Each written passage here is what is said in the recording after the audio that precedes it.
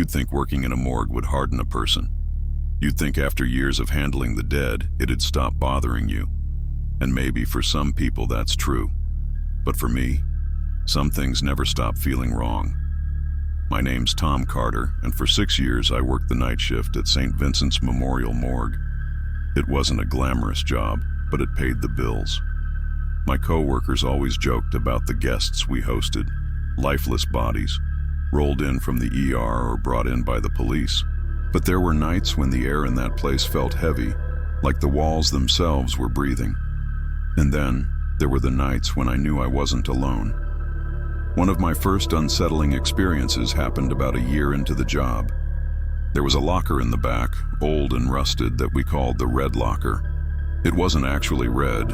It had a streak of dried rust running down the front like something had leaked out. It was always empty, but for some reason, nobody wanted to use it. One night, I was alone, organizing paperwork at the desk. I heard a loud bang from the storage room, like metal slamming against metal. I grabbed my flashlight and went to check.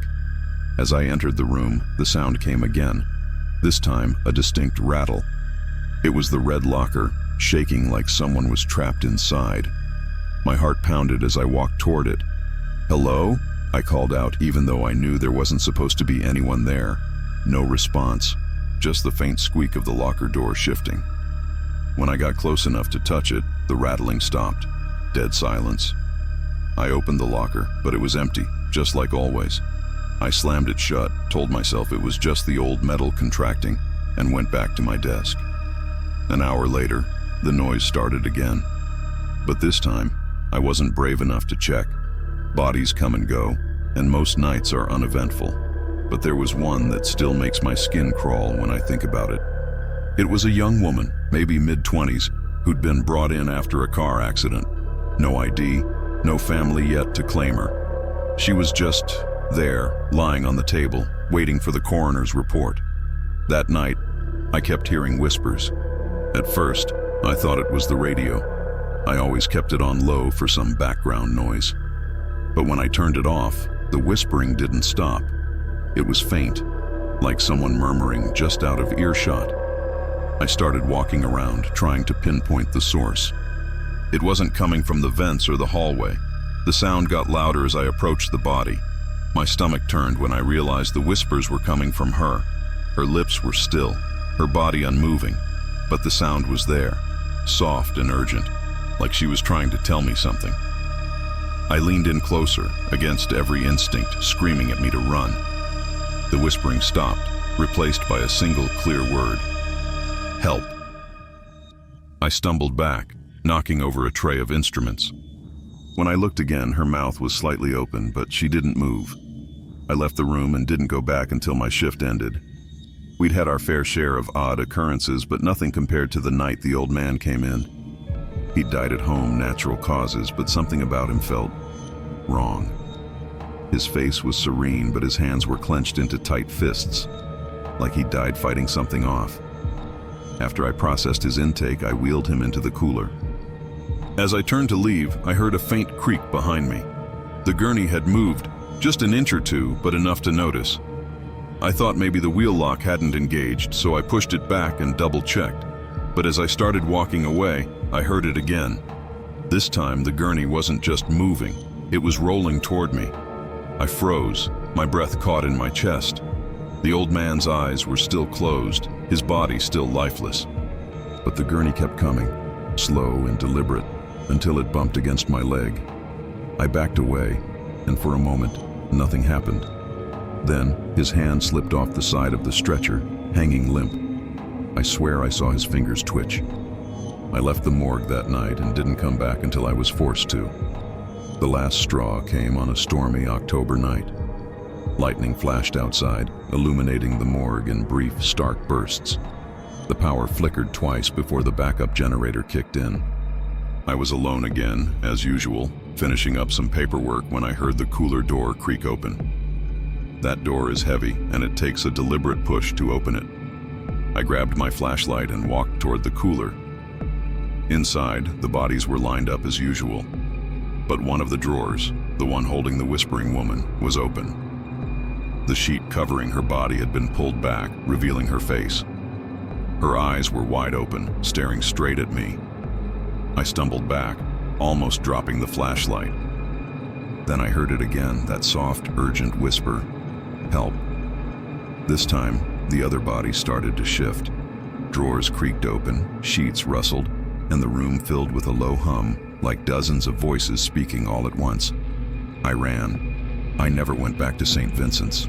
I quit the next day and never looked back. Sometimes I wonder if I imagined it all, if the long nights and the isolation got to me. But deep down, I know what I saw, what I heard. The dead don't rest as peacefully as we'd like to think. And sometimes, they have stories to tell.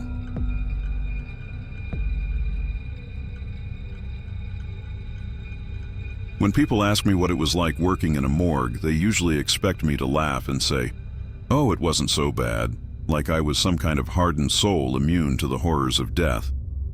I always give them the same polite shrug, maybe crack a joke about how the dead don't complain. But the truth is a whole lot darker. I worked the night shift at St. Mark's Memorial for almost 5 years. It wasn't glamorous, mostly cleaning up, filing paperwork, and occasionally wheeling in a fresh body from the ER. A lot of quiet nights, hours of nothing but the hum of the fluorescents and the ticking of the clock. But there were other nights when the air got heavy, when shadows didn't fall quite right, and when I knew, deep in my gut, that I wasn't alone. The first time something happened, I figured it was just my mind playing tricks on me. I'd been working doubles for a week straight, so I was running on fumes, wired from too much coffee and not enough sleep. It was around 2 a.m., and I was alone, logging intake forms. There was a body on one of the gurneys behind me, covered in a standard white sheet. He was an older man, late 70s, brought in after a fatal stroke. I hadn't even started the paperwork on him yet. I remember hearing it, just the faintest squeak, like rubber soles dragging across tile. I froze, pen hovering over the clipboard. Slowly I turned around, expecting to see, well, nothing. But the gurney had moved. Not a lot, just a few inches, but enough that the wheels left faint streaks on the floor. My first thought was that I must have bumped it earlier, that it had shifted because I hadn't locked the wheels properly. I walked over, muttering some excuse to myself, and locked them down. Problem solved. But as I turned to go back to my desk, I heard it again. This time it wasn't just a squeak. It was the sound of something dragging, like a body being pulled.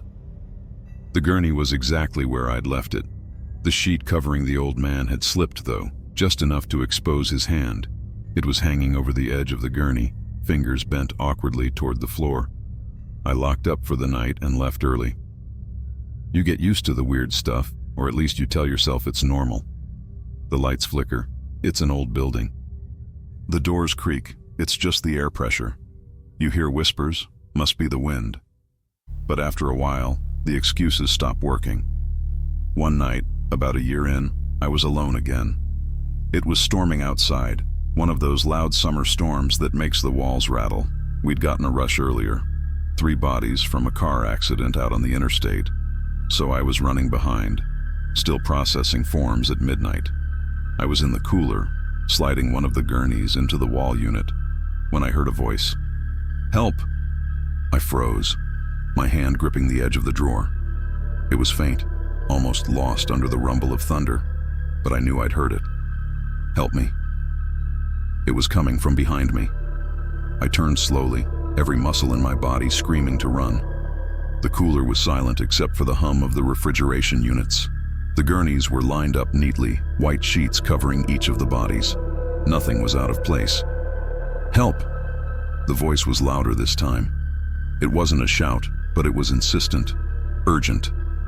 I walked toward the sound, my legs shaky, my breath coming in short gasps.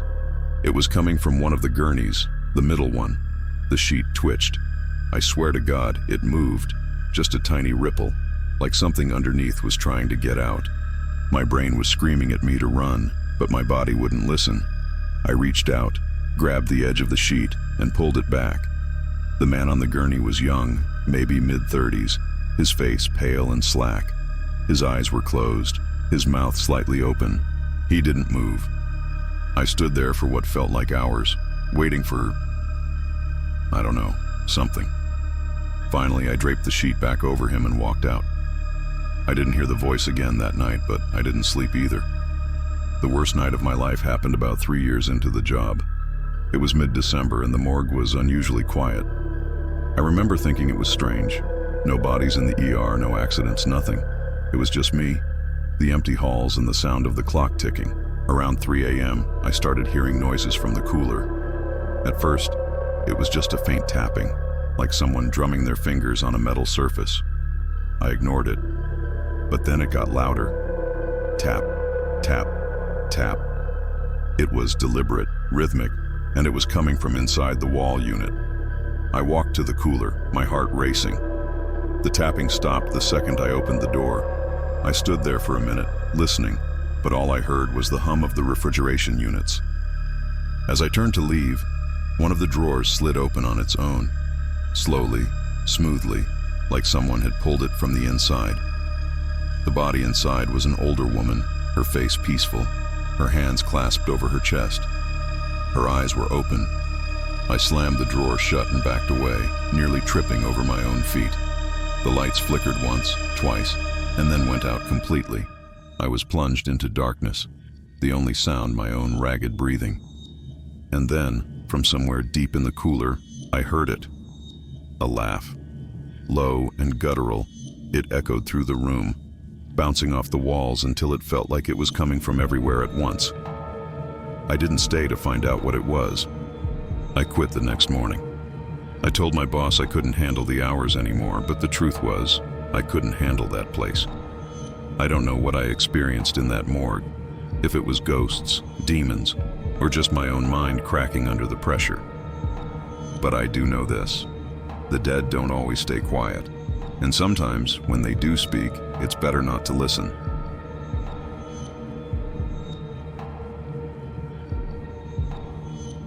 People think working in a morgue is just a job.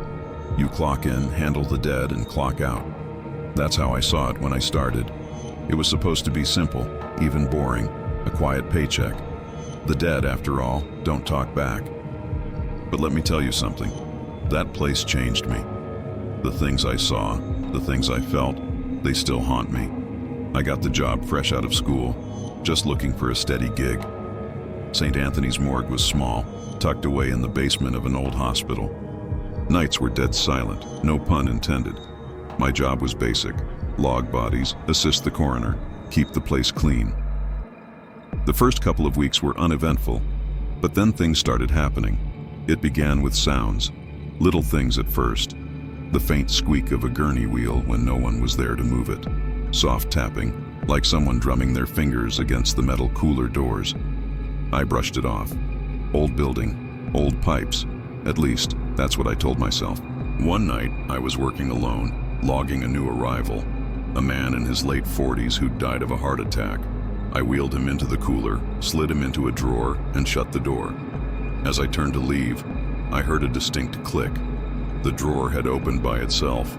I froze, the hair on the back of my neck standing straight up. Slowly, I turned back. The drawer was just sitting there, slightly ajar. The man's pale, lifeless face peeked out from under the edge of the sheet. I stepped closer, heart pounding, and pushed it shut, locking it this time. Old building, I muttered, more to myself than anything. Old pipes.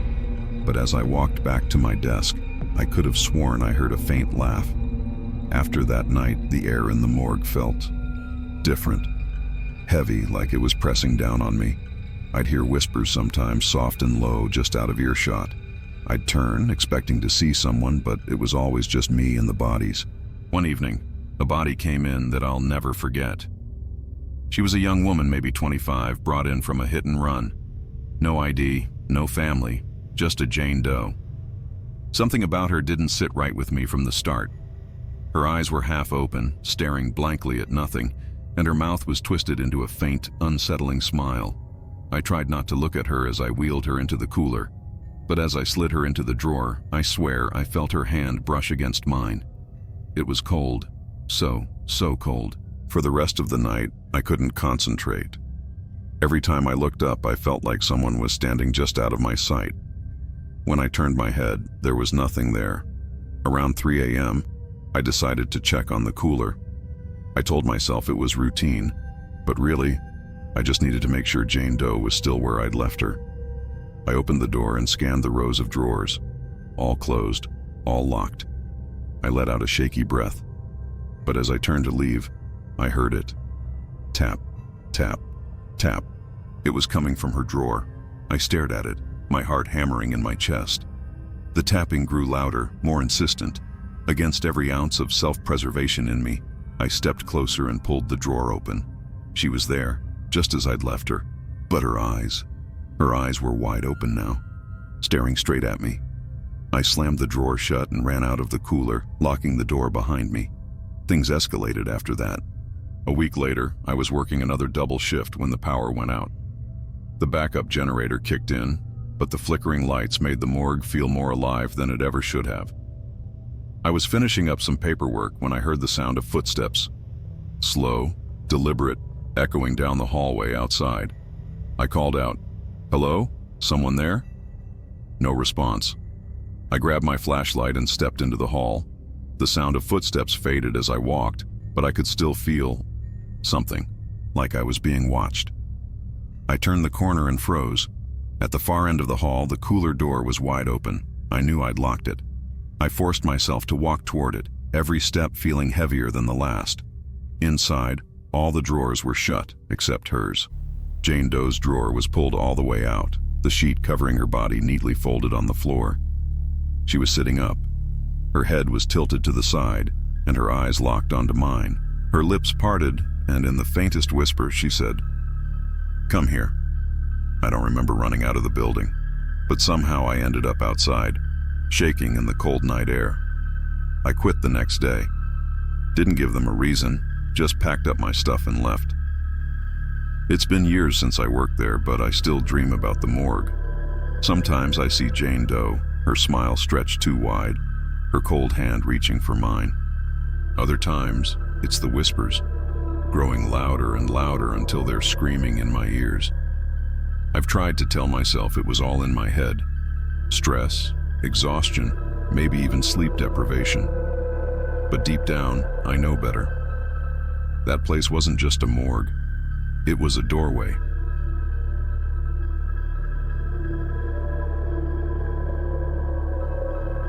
When I tell people I used to work in a morgue, they always react the same way.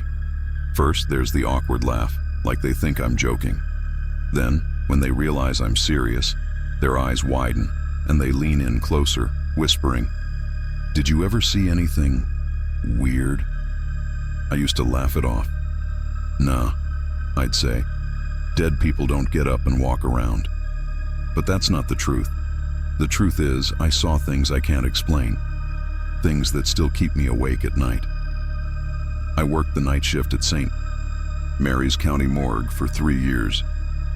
It wasn't exactly my dream job, but it paid the bills, and I didn't have to deal with too many living people, just the occasional late-night drop-off from the hospital upstairs or the coroner. Most nights, it was just me, the hum of the fluorescent lights and rows of silent, sheet-covered bodies.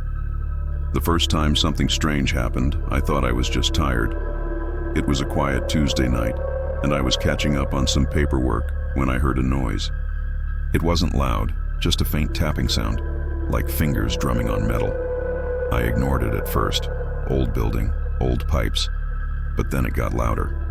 Tap, tap, tap. I set down my pen and looked around. The noise was coming from the cooler. Now you have to understand, the cooler is the coldest, quietest place in the morgue. It's where we store the bodies in stainless steel drawers until the funeral home or the medical examiner comes to claim them. There's no way anything in there should be making noise. I walked to the cooler door and opened it. The tapping stopped immediately. The room was silent except for the low hum of the refrigeration units. I shone my flashlight around, my breath fogging in the icy air. Everything looked normal. Rows of drawers, all shut tight. I was about to leave when one of the drawers slid open. It didn't fly open or anything dramatic like that. It just slid out, smooth as silk, stopping halfway. My heart was pounding in my chest as I stepped closer. The drawer belonged to an older man, Mr. Hammond, who had passed away earlier that day. I knew his body was in there because I'd been the one to wheel him in. I stood there for a moment, staring at the drawer, my flashlight shaking in my hand. Then slowly I reached out and pushed it shut. Nothing else happened that night, but I couldn't shake the feeling that I wasn't alone. A few weeks later, I was working another late shift when we got a new arrival. She was a Jane Doe, young, maybe mid-20s, brought in after a car accident. The paramedic said she'd been dead on arrival, but something about her unnerved me. Her face was peaceful, almost serene, but her eyes wouldn't close. No matter how many times I tried, they'd snap back open, staring up at the ceiling like she was waiting for something. I covered her with a sheet and wheeled her into the cooler, trying to ignore the way her eyes seemed to follow me. That night, the noises started again. It was after midnight, and I was finishing up some paperwork when I heard a faint rustling sound. I froze, listening. The cooler door was still locked, and the rest of the morgue was empty. The sound grew louder, like fabric shifting against metal. I grabbed my flashlight and walked to the cooler. The door was cold under my hand as I unlocked it and stepped inside. The noise stopped the second I entered. I shone my flashlight around, my breath coming in short, panicked bursts. All the drawers were shut, except one. Hers. The sheet covering her body had slipped, exposing her face. Her eyes were still open, but now they were staring directly at me. I stumbled back, my flashlight clattering to the floor. As I bent to pick it up, I heard a whisper. "Help me." The voice was faint, barely more than a breath, but it was enough to send me running out of the cooler. I locked the door behind me and didn't go back in for the rest of the night. After that, things got worse. I started seeing shadows moving in the corners of my vision, dark shapes that vanished when I turned to look. The air in the morgue felt heavier, like something was pressing down on me. I began to dread going to work, but I couldn't quit, not yet. The final straw came on a night I'll never forget. It was late, maybe 2 a.m., and I was alone as usual. I was sitting at my desk when the lights flickered and went out, plunging the morgue into darkness. The emergency lights kicked on a moment later, casting the room in an eerie red glow. I heard the cooler door creak open. "Who's there?" I called, my voice shaking. No answer. I grabbed my flashlight and shone it toward the cooler. The door was wide open, and all the drawers were sliding out, one by one, as if an invisible hand was pulling them. Then the whispers started. They came from everywhere and nowhere, overlapping voices speaking words I couldn't understand. I backed away, my flashlight trembling in my hand, and then I saw her. Jane Doe was standing at the end of the hallway, her pale face illuminated by the flickering emergency lights. Her eyes were wide and unblinking, and her lips curled into a chilling smile. She raised one hand, beckoning me forward. I didn't think, I just ran. I quit the next morning. I didn't tell my boss the real reason, just mumbled something about needing a change. To this day, I don't know what I experienced in that morgue. Maybe it was stress, maybe it was my mind playing tricks on me, or maybe there's something about death we're not meant to understand. But I do know one thing. The dead don't always stay where you leave them.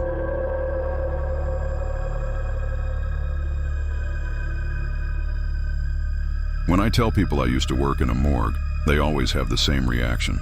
They tilt their heads, squint their eyes a little, and say, "That must have been creepy." And I always laugh it off because what else are you supposed to do?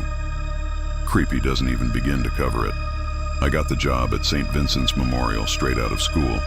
I wasn't some ambitious kid dreaming of a future in medicine or forensics. I just needed a paycheck, and the night shift was the only spot they had open. It was quiet, mostly paperwork, and I didn't have to deal with a lot of people, just the dead ones. That suited me just fine at the time. The thing about working in a morgue is that it changes you. You start out scared, jumpy at every little sound, but eventually the fear dulls, turns into routine. You stop thinking about the fact that there's a room full of bodies behind a steel door just a few feet away. But every once in a while, something happens that makes you remember exactly where you are, and those moments stay with you. The first time I noticed something was off, I chalked it up to exhaustion. I was working a double, just me and the hum of the fluorescents. There was a body on one of the tables, a middle-aged man who died of a heart attack earlier that day. He was still waiting for the coroner's report, covered with a white sheet. I was at my desk, half asleep, when I heard the sound of movement. Just a faint rustle, like someone shifting under a blanket. I turned to look, and I swear, for a split second, the sheet over his chest moved, like he was breathing. I stood up so fast I knocked over my chair. I froze, staring at the body, waiting for it to happen again. But nothing. Just stillness. I laughed it off, told myself I was imagining things. But the rest of the shift, I couldn't shake the feeling that I wasn't alone in that room. It wasn't long after that when the whispers started.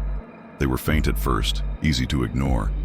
I'd be logging intake forms, and out of nowhere I'd hear what sounded like a voice, low and muffled, like someone trying to talk through a wall.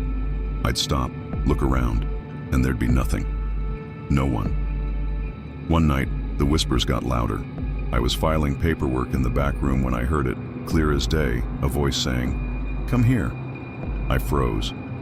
It wasn't like the faint sounds I'd heard before. It was distinct, insistent. I walked toward the sound, my heart pounding so hard I thought it might burst out of my chest. The voice led me to one of the coolers. The door was slightly ajar, the lock dangling uselessly. I stood there staring at it, every instinct in my body screaming at me to walk away. But I couldn't. I reached out, pulled the door open, and there she was. A young woman, mid-20s, her face pale and serene. She'd been brought in earlier that evening, a hit-and-run victim. No ID, no family, just a Jane Doe. Her eyes were open. I swear to God they were open, wide and unblinking, staring right at me. I slammed the door shut, backed away, and didn't stop until I was out in the hallway. I told myself it was just my imagination, that maybe I'd left the door open by mistake. But I knew better. Deep down, I knew. The worst night of my life happened about a year into the job. It was late October, storm season, and the power had gone out twice already. I was alone, as usual, and the air felt heavier than normal, like the room itself was holding its breath. I was finishing up some paperwork when I heard the cooler door creak open again. I didn't want to check. I wanted to ignore it, pretend I hadn't heard anything, but I couldn't. I grabbed my flashlight and walked down the hall, every step feeling heavier than the last. When I got to the cooler, the door was wide open. All the drawers were shut except one, the Jane Doe. Her drawer was open just enough for me to see the edge of the sheet covering her body. I didn't move. I couldn't. And then the sheet shifted, just a little, like someone tugging on it from underneath. My flashlight flickered, and I nearly dropped it. When the light steadied, her hand was sticking out from under the sheet. Pale fingers curled like she was reaching for something. I ran. I didn't stop until I was outside, standing in the pouring rain, gasping for air. I didn't care about the job or the paycheck. I wasn't going back in there. I quit the next day, never gave them an explanation, just packed up my things and left. For months, I had nightmares. Whispers in the dark, cold hands grabbing at me, eyes staring at me from the shadows. I tried to convince myself it was just my imagination, that I'd let the stress and isolation get to me. But every now and then, I'll catch something out of the corner of my eye, a flicker of movement, a shadow where there shouldn't be one, and I'll remember. Some places aren't meant for the living. The morgue is one of them.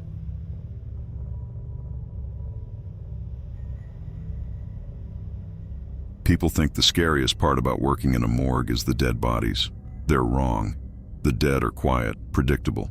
It's the things you can't explain, the moments when reality feels like it's slipping sideways, that stay with you. I worked at St. Peter's Mortuary for 2 years. The pay wasn't great, but it was steady, and I figured it was an easy job.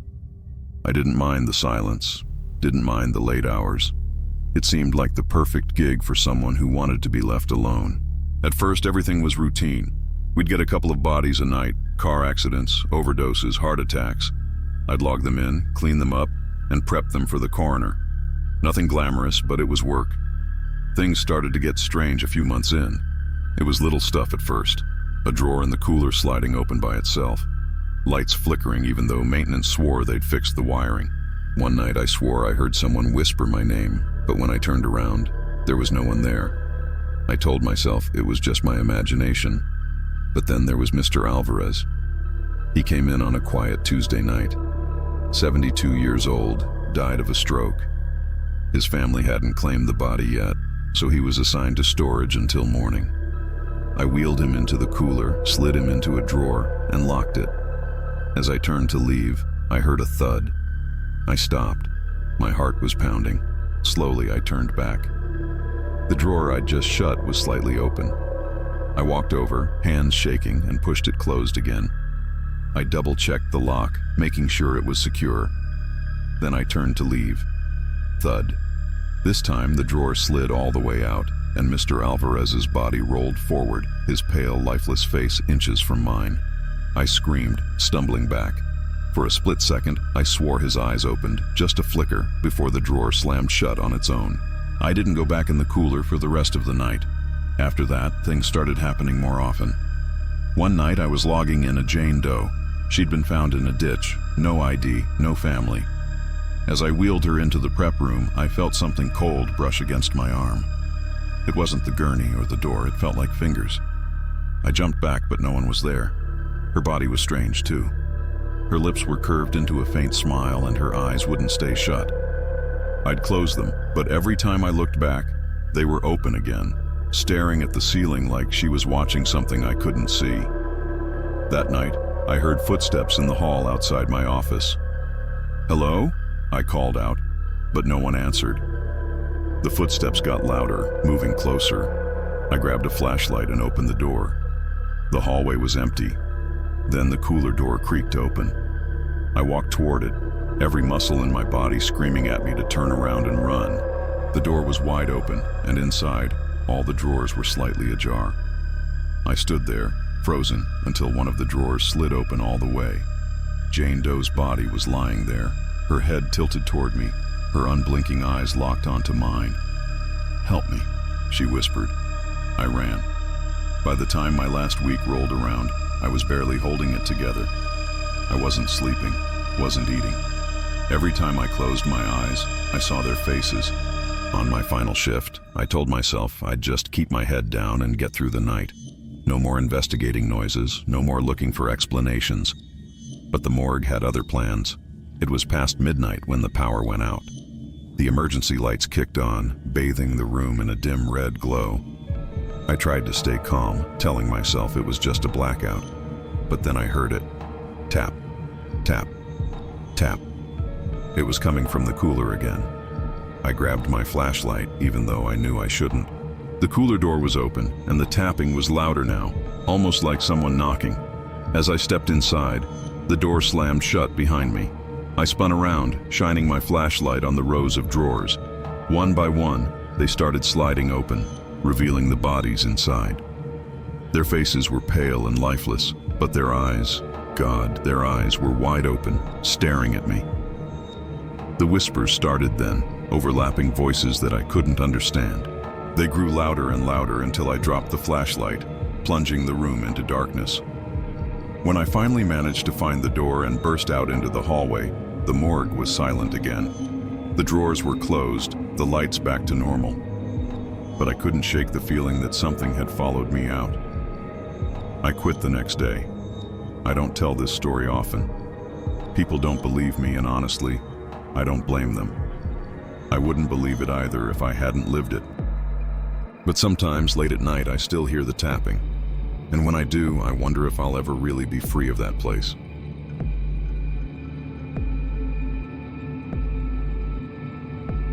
People think working in a morgue is the kind of job that warps you, turns you into some weirdo who's numb to death. They're wrong. Death isn't the scary part. It's what comes with it that sticks to you, like a shadow you can't shake off. I started working at the county morgue when I was 26. The job fell into my lap through an old friend who thought I'd be a good fit. "You don't get spooked easily, do you?" he'd asked. And back then, I didn't. I figured the job was simple. A quiet night shift, no customers complaining, just bodies and paperwork. The first couple of weeks were uneventful. The dead don't talk, they don't judge, and they don't surprise you. Or at least, that's what I thought. It was a Thursday night, and I was cataloging some recent arrivals. One was a car crash victim, a man in his 50s with no ID, listed as a John Doe. I wheeled him into the cooler, feeling the usual rush of cold air hit me as I slid him into one of the steel drawers. The door of the cooler was heavy, and it always made this low groan when it shut. But that night, just as I turned to leave, I heard it. Knock, knock, knock. It wasn't loud, just faint tapping, like knuckles rapping against metal. I froze, staring at the rows of drawers. My logical brain told me it was probably just the building settling or the cooling unit kicking on. Still, something made me turn back and open the cooler door. Nothing. The drawers were all closed, exactly as I'd left them. The air was so cold it burned my lungs when I breathed in. I stood there for a moment, my breath fogging in the dim light, before I shook it off and went back to my desk. I didn't tell anyone about it. Not because I thought they'd laugh, but because I didn't want to admit I'd been scared.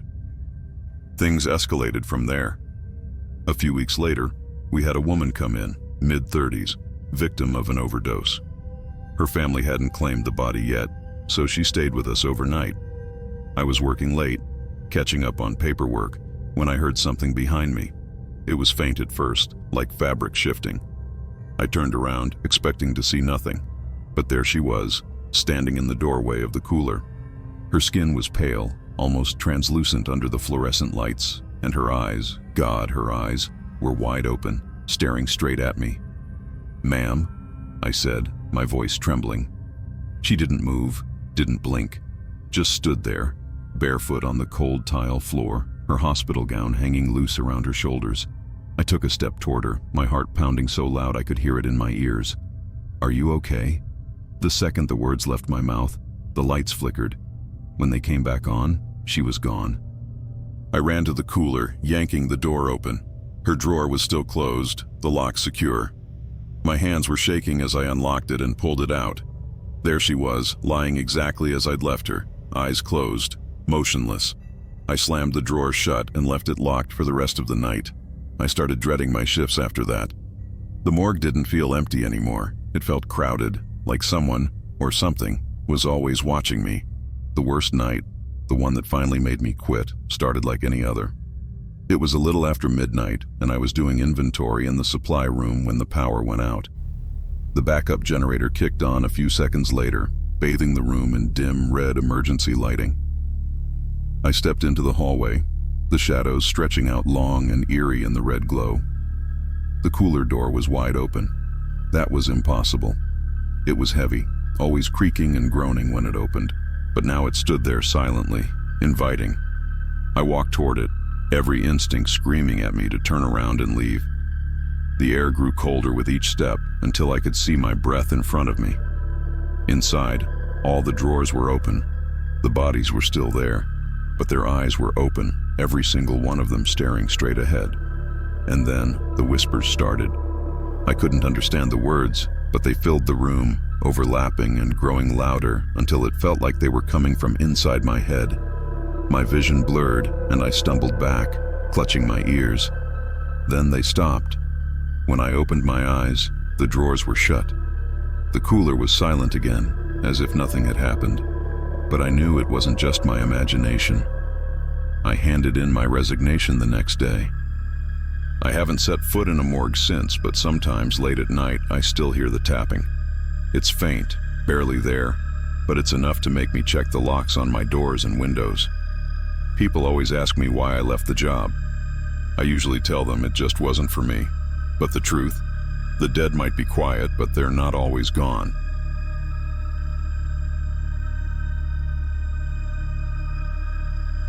People always ask, what's the creepiest part about working in a morgue? It's a loaded question.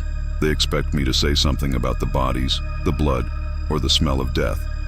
But none of that's what sticks with me.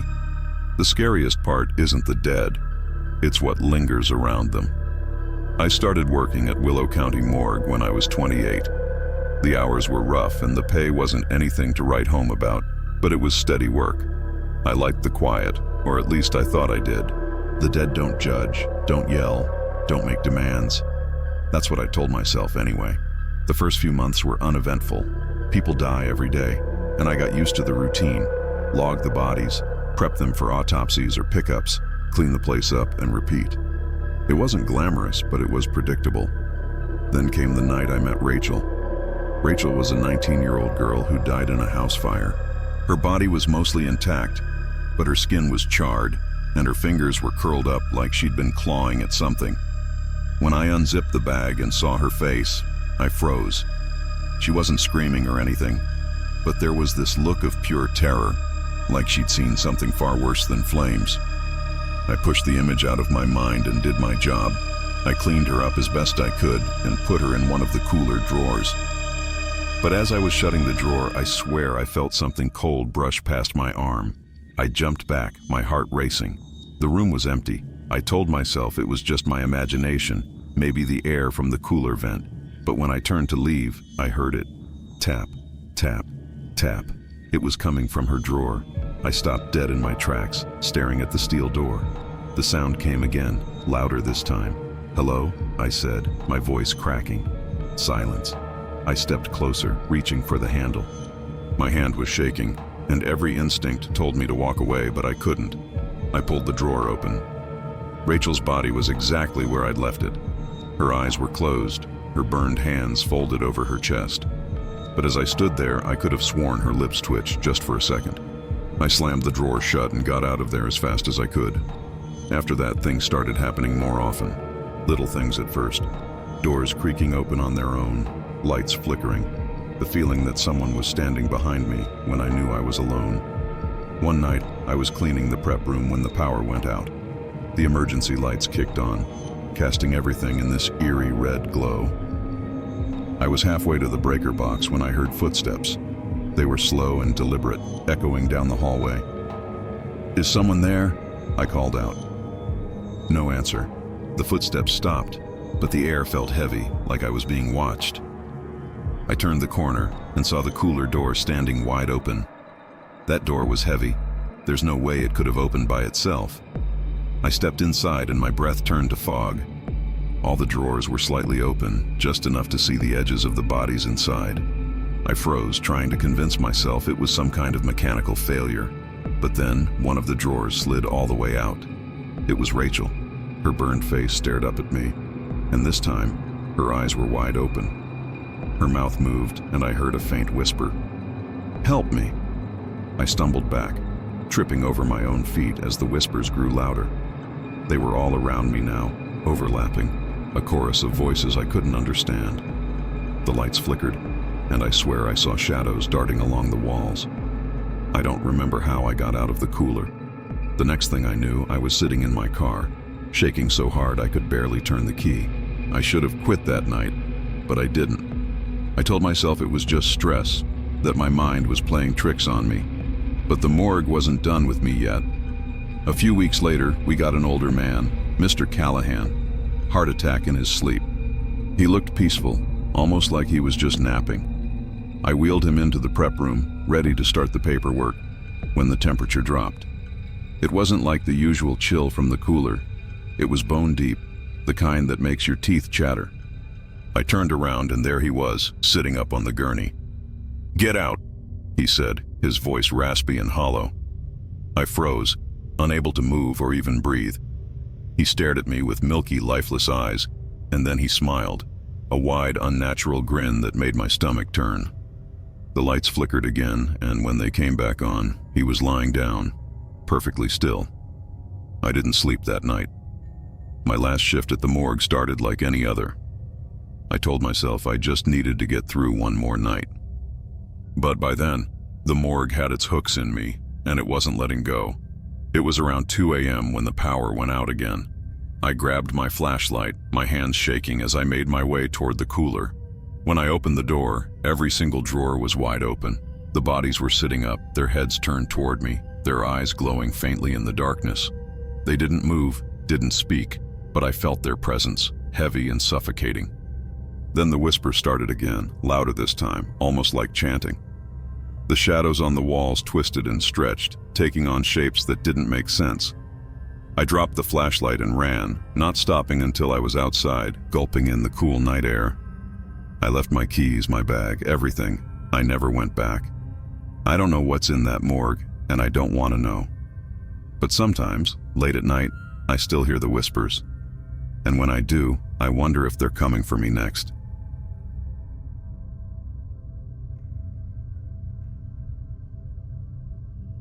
When I took the job at the county morgue, I thought it'd be simple, quiet. I was 25, broke, and desperate for work. The ad said, night shift technician, no experience necessary. That last part should have been the first red flag. But when you're staring at an empty fridge and unpaid bills, you ignore those things. At first, the job was as straightforward as they'd described. Most nights were uneventful. Just me, a few bodies, and an eerie silence broken only by the hum of the cooler. But the morgue has a way of getting under your skin. You start hearing things, seeing things. And before long, you realize it's not just your imagination. The first time something happened, it was almost subtle. I was logging a body that had come in earlier that night. A teenage boy, car accident victim. His face was untouched, but the rest of him was a mess. I'd just finished placing him into one of the drawers when I heard a faint whisper. At first, I thought it was the air vent. But then it came again, clearer this time. "Help me." I froze, staring at the closed drawer. My brain scrambled for an explanation. Maybe it was the wind, or maybe I was just tired. I tried to shake it off, but that voice lingered in my head the rest of the night. The second time, it wasn't so easy to dismiss. We had a woman come in, mid-30s, apparent overdose. Her name was Emily, and for some reason, her case stuck with me.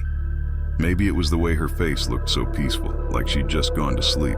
Or maybe it was the fact that her file said she'd left behind a husband and 2 kids. I was working late, organizing some supplies, when I noticed her drawer was slightly open. Just an inch, but enough to make my stomach twist. I was certain I'd closed it. I walked over, my hands sweating as I pushed it shut. As soon as the latch clicked into place, the lights flickered. When they came back on, I swear to God, I saw her standing at the end of the hallway. Her face was pale, her eyes wide, and she was staring right at me. "Emily?" I whispered, my voice barely audible. She didn't move, didn't blink, just stood there, her hospital gown hanging loosely around her. Then, in a blink, she was gone. I checked the cooler and her body was still there, cold and lifeless. But her drawer was open again. I didn't tell anyone about it. Who would believe me? The morgue already had a reputation for being haunted, and I didn't want to be the guy who added to it. But after that night, I started noticing things I couldn't explain. One time, I came back from my lunch break to find all the cooler drawers open. All of them. The bodies were still inside, but the room was ice cold, like the temperature had dropped 20 degrees in a matter of minutes. The security cameras showed nothing, just static during the 30 minutes I'd been gone. Another night, I was alone, cleaning up after an autopsy, when I felt a hand on my shoulder. I spun around, but no one was there. The room was empty, but I could still feel the pressure, like someone had just been standing behind me. The worst night, the night that made me quit, started like any other. It was just past midnight, and I was finishing up some paperwork when the power went out. The backup generator kicked on a few seconds later, bathing everything in a dim red light. I grabbed my flashlight and headed toward the breaker box, but halfway there, I heard it. Footsteps. They were slow and deliberate, echoing down the hallway. I called out, "Hello? Anyone there?" But there was no response. I turned the corner, and that's when I saw him. A man, tall and thin, with sunken eyes and a face that looked wrong, like it didn't belong to him. He was standing in front of the cooler, his hand resting on one of the open drawers. "You shouldn't be here," he said, his voice low and gravelly. I froze, my flashlight shaking in my hand. "Who are you?" He didn't answer. Instead, he turned and walked into the cooler. I followed because apparently I'm an idiot. But when I stepped inside, the room was empty. The drawers were all closed and the air was so cold it hurt to breathe. I backed out slowly, my heart pounding in my chest. As I turned to leave, the lights flickered, and for a split second, I saw them. All the bodies, standing in the hallway, their faces pale and expressionless, their eyes fixed on me. And then, just like that, they were gone. I didn't finish my shift. I didn't even lock up. I just grabbed my things and walked out, leaving my badge and keys on the desk. I never went back. It's been years since I left the morgue, but I still think about it sometimes. Late at night, when the house is quiet and the shadows start to move, I hear whispers, faint and distant, but unmistakable. And when I close my eyes, I see their faces. People ask me why I left that job, and I always give them some excuse. It wasn't for me, or I wanted a change. But the truth is, some places aren't meant to be worked in. Some places are just wrong. And the morgue is one of them.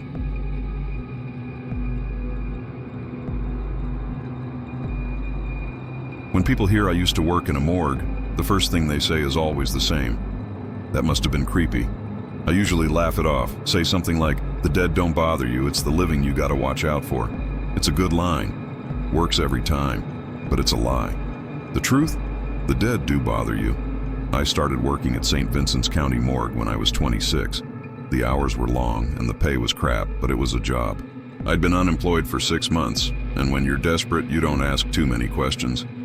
Besides, I figured it couldn't be that bad. The dead don't talk, right? For the first few months, it was fine. Mostly paperwork, prepping bodies for autopsies, cleaning up, the usual. Sure, the place was cold and smelled like bleach and decay, but you get used to it. I even kind of liked the quiet. No office drama, no annoying co-workers, just me and the cadavers. Then came the night that changed everything. It started like any other shift. I was alone, always alone on the night shift, catching up on some filing. Around midnight, the doorbell buzzed. That meant a delivery. I grabbed my gloves and clipboard and headed to the loading bay. The EMTs wheeled in a body bag, zipped up tight. "Jane Doe," one of them said. "Found her in an alley downtown. No ID, no nothing." I nodded, signed the paperwork, and wheeled her to the cooler. Standard procedure. I logged her into the system, unzipped the bag to do a quick check, and froze. She was young, maybe early 20s, with long dark hair and pale skin that looked almost translucent under the fluorescent lights. But it wasn't her appearance that stopped me. It was her eyes. They were wide open. Now that's not unusual. Bodies don't close their eyes like they do in the movies. But hers, they didn't look empty. They looked like they were staring at me. Through me. I told myself it was just my imagination. Lack of sleep. I'd been working doubles all week after all. I reached out to close her eyelids, but as soon as my fingers touched her skin, I swear to God, her lips moved. Just a twitch, like she was trying to say something. I jumped back so fast I nearly knocked over the gurney. My heart was pounding, but when I looked again, she was still. Eyes open, lips slightly parted, as if mocking me. I shoved her into the cooler and slammed the door shut. That was the first time I heard the whispers. At first I thought it was the wind. The vents in that place made all kinds of weird noises, but the more I listened, the more I realized it wasn't just random sounds. It was voices, low and faint, like someone talking in the next room. I checked the cooler. The drawers were all closed, the room silent except for the hum of the refrigeration unit. I told myself I was imagining things, but as the night went on, the whispers grew louder.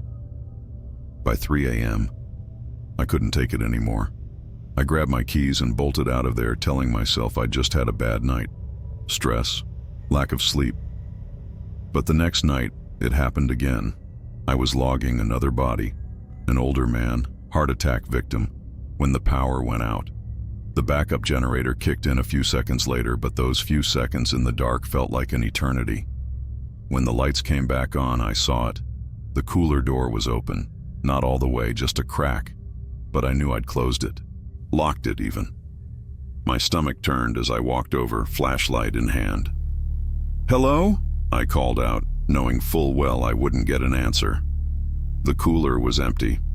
All the drawers were closed, just like they should be. But as I turned to leave, I heard it. Tap, tap, tap. It was coming from inside one of the drawers. I wanted to leave, to run and never look back. But something made me stay. Maybe curiosity, maybe stupidity. My hand shook as I pulled the drawer open. It was the Jane Doe. Her eyes were still open, staring at me with that same unnerving intensity. Her lips twitched again, and this time, I heard it. "Help me." Her voice was faint, barely more than a whisper, but it was real. I slammed the drawer shut and backed away, my mind racing. I didn't go back into the cooler that night. Over the next few weeks, things got worse. Doors would open and close on their own. Lights flickered. The whispers became constant, filling every corner of the morgue. One night I was cleaning the prep room when I felt a hand on my shoulder. I turned around, but no one was there. Another time, I found all the gurneys in the storage room lined up in a perfect circle. I was the only one working that shift. The last straw came a month later. I was finishing up an autopsy when I noticed the shadow on the wall. At first I thought it was mine, but it didn't move when I did. It just stood there, dark and unmoving, its shape vaguely human. I turned around, but there was nothing there. When I looked back at the wall, the shadow was gone. That was my final shift. I walked out that night and never went back. I didn't even collect my last paycheck. I still think about the morgue sometimes. Late at night, when the house is quiet and I'm lying in bed, I hear the whispers. They're faint, barely audible, but they're there. And sometimes, when I close my eyes, I see her, the Jane Doe, staring at me with those empty, unblinking eyes. I don't know what she wanted, and I don't want to know, but I'll never forget her, or the morgue, or the things I saw there. Some places are meant to be avoided. The morgue is one of them.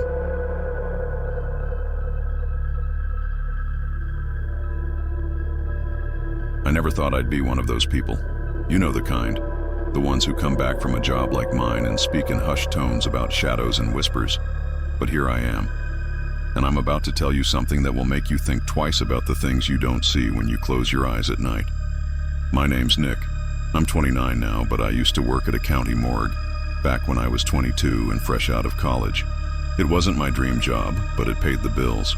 You don't turn down work when you've got student loans to pay, and a shitty apartment that feels more like a box than a place to live. I was hired as a night technician. The job was simple: process the bodies that came in, assist with autopsies, handle the paperwork, and make sure the refrigeration unit stayed at the right temperature. Nothing that seemed out of the ordinary at first, but after a few weeks, I started to notice things. Little things, at first. The temperature in the room would drop suddenly, and I'd see my breath fogging in front of me, even though the air conditioning was set just right. I'd hear faint sounds, a shuffle, the dragging of feet, whispers coming from the other side of the cooler door. But when I checked, nothing was ever out of place. It wasn't until the body of a young woman came in that things started to get strange. Her name was Sarah Parker. She was 26, found in her car after a single vehicle accident. The police said it was an unfortunate mishap, but the scene was off. Her neck was broken, and her face looked like she'd been trying to scream when the crash happened. There was blood on her hands, but not from the crash. This blood was fresh. The kind of blood that doesn't belong in an accident. When I was prepping her body for the autopsy, that's when I first heard it. A voice, soft, as though it were coming from behind me. "Help me." I turned around, heart pounding in my chest, but the room was empty. The door to the cooler was shut, and Sarah's body lay still on the table, just like I had left it. I must have been imagining things. I chalked it up to fatigue, the stress of the job. But the whispers didn't stop. They came back every night. Sometimes I'd hear them while I worked, other times when I was cleaning the instruments. Faint at first, like the distant echo of someone talking in the next room. Then the voice would get closer, clearer. "Help me. Don't leave me." It wasn't until I started hearing footsteps that I knew something was wrong.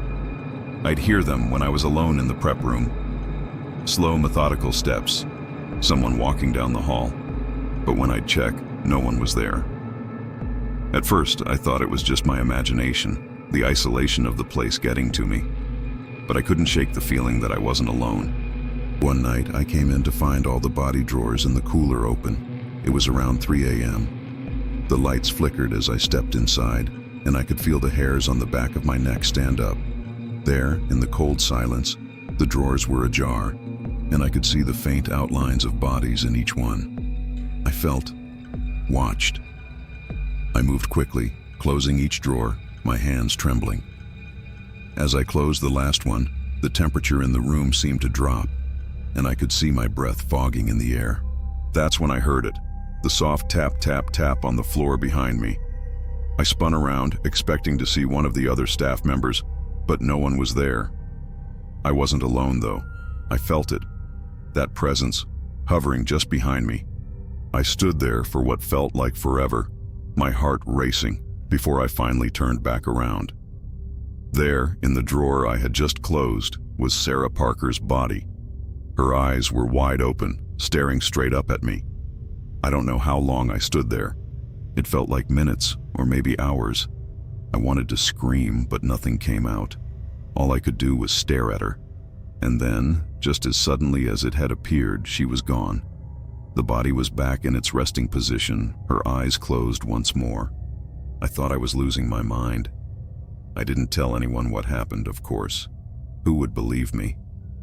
But from that point on, it only got worse. The whispers turned into voices, real voices, calling my name. Sometimes I'd hear a woman sobbing. Other times I'd hear a child crying for its mother. I couldn't focus on anything. My shifts dragged on endlessly, and I started to feel like I was losing control of reality. Every time I turned a corner, every time I stepped into a room, there was that feeling that someone or something was always there. Then came the night it all broke. I was alone, just like every other night. I was sitting in the break room trying to eat a sandwich when I heard it, loud, clear, and unmistakable. "Help me." I dropped my sandwich, heart hammering in my chest. The voice wasn't distant anymore. It was right there, as though someone were standing next to me. I bolted up from my seat and ran to the cooler. I flung open the door, my breath coming in short gasps, and saw something I'll never forget. The bodies. They were all gone. The drawers were empty. But there was something else in the room. Standing there at the far end of the cooler was a figure. A woman. She was pale, so pale, and she had the same empty, lifeless stare that Sarah Parker had. I backed up slowly, my mind racing. "Who are you?" I whispered, barely able to keep my voice steady. The woman didn't move, she just stared. "Help me," she whispered again. That's when I realized. The morgue had changed. It wasn't just a building anymore. It had become something else, something alive. And it was feeding off me. Off my fear, off my exhaustion. I didn't go back after that. I quit the next morning, walked out, and never looked back. But even now, sometimes I hear the whispers. They call my name. Sometimes in the middle of the night, I hear the tap, tap, tap on the floor behind me. And I know the truth now. The dead don't stay dead. They linger, they watch, and when you least expect it, they come for you. Some places, some jobs, are never meant to be. The morgue was one of them.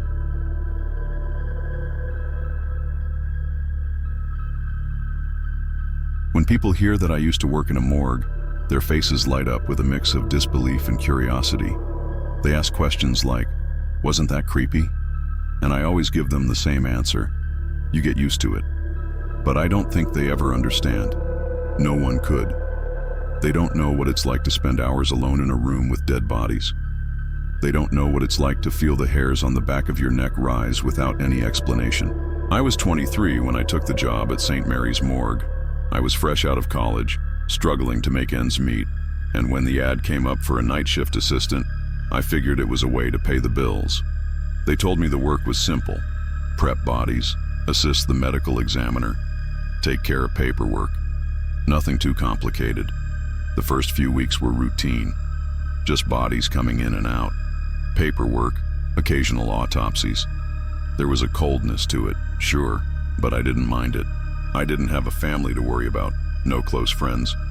The morgue was quiet, too quiet sometimes, but in the stillness, I found peace. I had no idea what was waiting for me. It started with the whispers. I was alone in the cooler one night, working on a case that had come in during the late shift.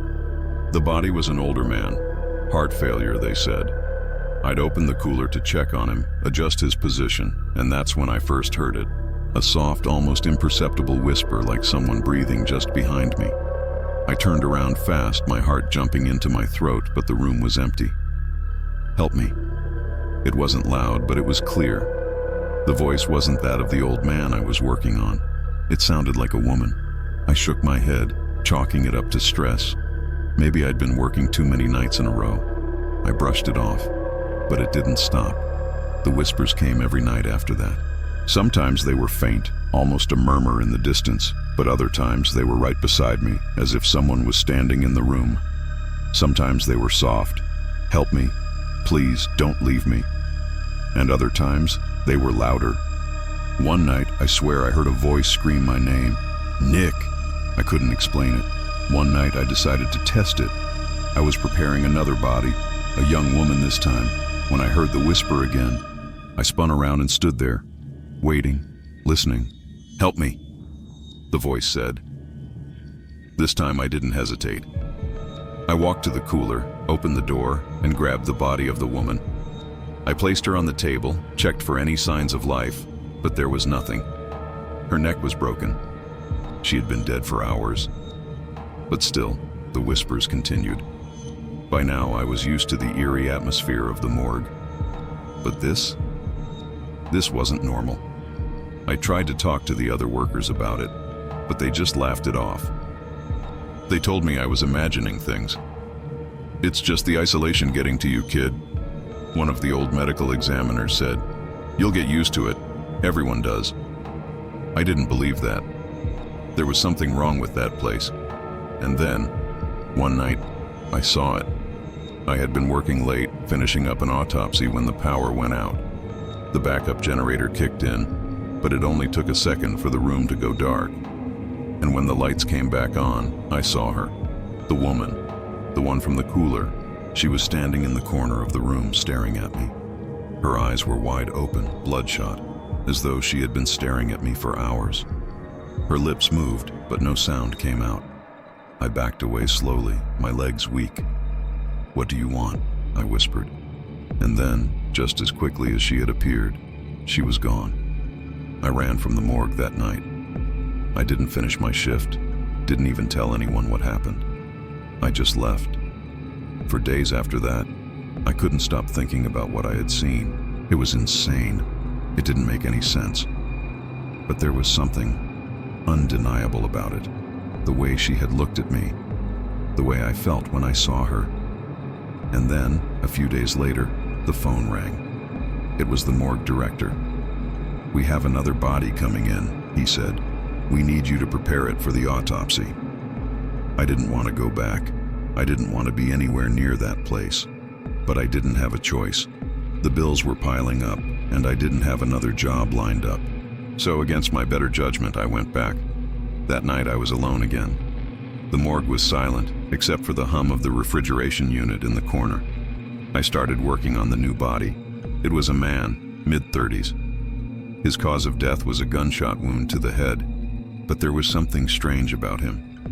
As I began to prep him for the autopsy, I noticed his eyes. They were open, staring straight up at the ceiling. And then, just like before, his lips moved. "Don't leave me." I froze, my heart hammering in my chest. The body was cold, lifeless. There was no way he could have said anything, but the voice, it was real. I slammed the drawer shut and backed away. I could feel my chest tightening, my breath coming in short gasps. I tried to leave, but the door wouldn't open. I tried again and again, but it was stuck. Then, I heard the whispers again, louder now, coming from every corner of the room. I couldn't tell where they were coming from. And then, the man's body moved. Just slightly. His hand twitched. His fingers curled. I stared, horrified. as the dead man's fingers flexed again, reaching toward me. I screamed and finally managed to wrench open the door. I bolted out of that room like my life depended on it. I didn't go back. I quit that night. I never stepped foot in St. Mary's Morgue again. I didn't even bother taking my things, but even now, sometimes, late at night, when it's too quiet, I hear the whispers. They still call my name, and I know that the dead, they don't rest, not really.